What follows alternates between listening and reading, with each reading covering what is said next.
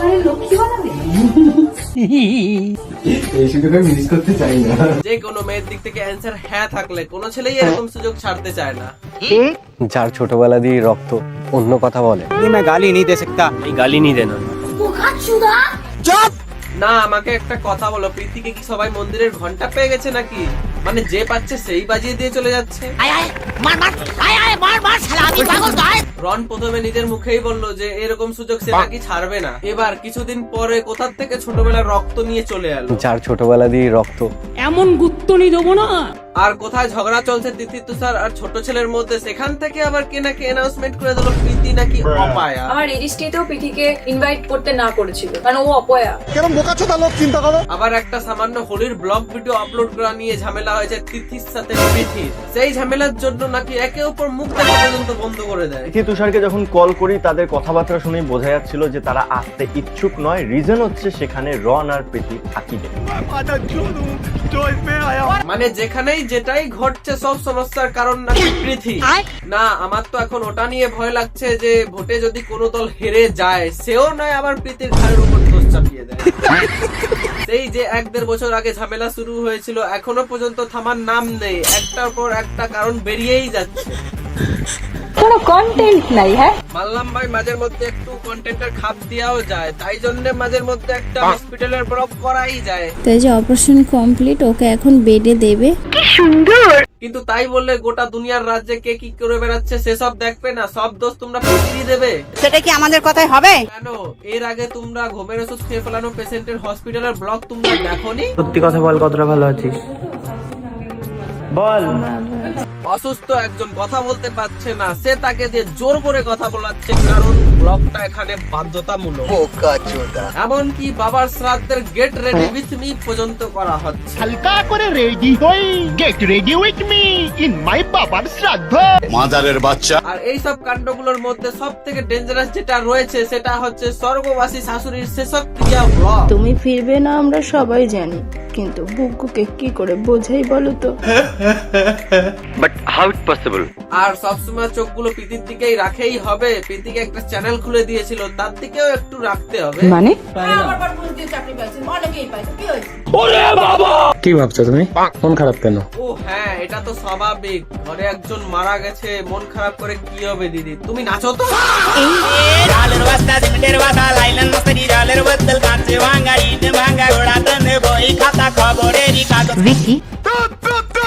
So hello everyone guys, তো তোমরা বুঝতেই পেরেছো যে আজকের ভিডিও কাকে নিয়ে হতে চলেছে। তো আর দেরি না করে ফটাফট ভিডিওটা শুরু করা যাক।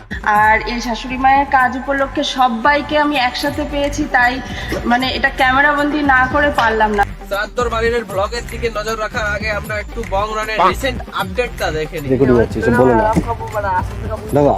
সিং ভেঙে যাওয়ার পর শুনেছি অনেকে সাধুর দলে জয়েন করে, কিন্তু ও তো ডাইরেক্ট বাংলা খোরদের দলে ঢুকে গেছে। ভিডিও কি ভিডিও বন্ধ, আগে মদের হিসেব হবে। মদ তো বেশি খাইনি। একদিক দিয়ে ঠিক আছে, রতন আর রতন চিনে গেছে। আর কিছুদিন আগেই বললো যে বং রন মারা গেছে আর বাপন বিশ্বাস নাকি বেঁচে আছে। বং রন অনেক আগেই মারা গেছে। খাও মা কসম।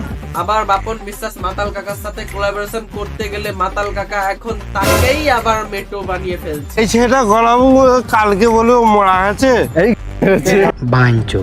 এর কাছে মনে হয় মোটিভেশনাল কন্টেন্টের লিস্ট ফুরিয়ে গেছিল, তাই বাইরের থেকে বাংলা খোরদের কাছ থেকে মোটিভেশন নিচ্ছে। ভালোবাসো মেয়ে ছেলেকে, মেয়ে ছেলে ব্যবহার করো। বাহ কি সুন্দর মোটিভেশন, মেয়ে ছেলে ব্যবহার করো, মেয়ে ছেলে ব্যবহার করো।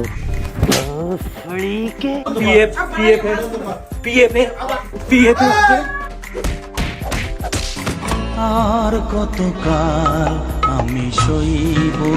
আমায় কি মনে হয়? সবাই তো মাথায় হাত দিয়ে আশীর্বাদ দেয়, ওটা তো কমন হয়ে গেছে। তাই দিদি একটু ইউনিক জিনিস করতে চাইছিল, তাই হাতের মধ্যে বটি তুলে নিয়েছিল আর গলার মধ্যে আশীর্বাদ দিত।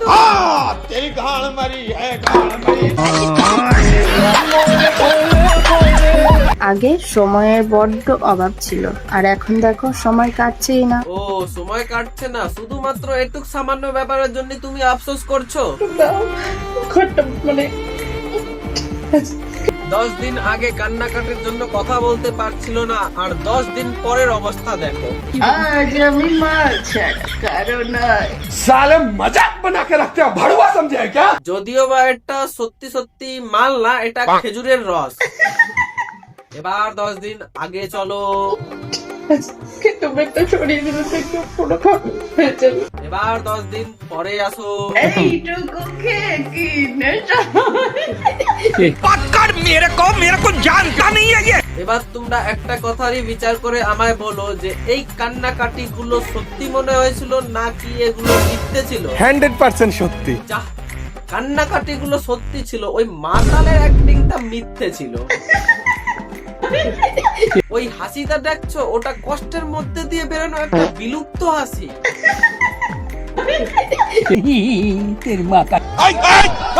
সত্যি একজন মৃত্যু পথযাত্রীকে আমি এত কাছ থেকে কোনোদিনও দেখিনি।